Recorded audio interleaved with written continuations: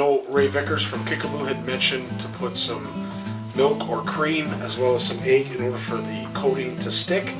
I like to do it dry, but this is from Kik-A-Boo.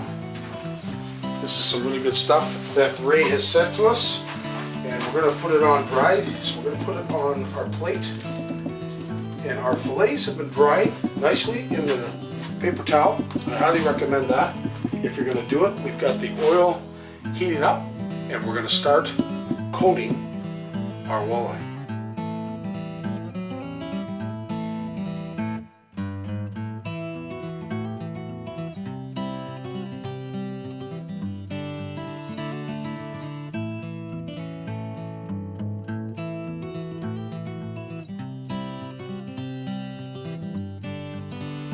Well, the oil's nice and hot.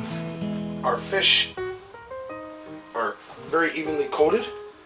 Beautiful mixture here from Kik-A-Boo. We're going to put them in the oil. We're going to cook them up. For all of our guests of the CFN Retreat, they've come hungry, and they've come with some skill when it comes to catching fish. So we're going to let that cook. You can smell it already. Man, that smells good. Cook that up, probably maybe 5 to 10 minutes each side, maybe not even, depending on how hot your oil is. We'll be ready for the dinner table. So while we've got some still cooking for our guests from our retreaters, this just came off the stove. Yeah. Ooh. Hey? Nice. Oh, wow.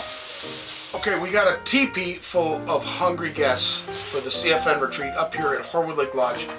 And my assistant here, Terry Snyder, is holding the platter of Kik-A-Boo walleye that we just took off the stove, and we are going to feed some of our hungry guests. So by all means, my friend, kick in. Don't be shy, there's lots.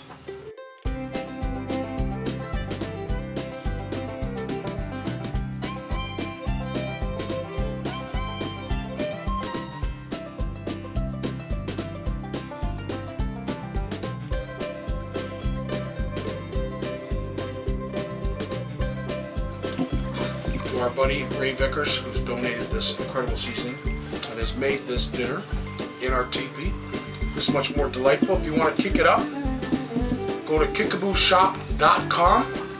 But from all of us here, thanks Kik-A-Boo! Thanks Kik-A-Boo! Yeah, baby.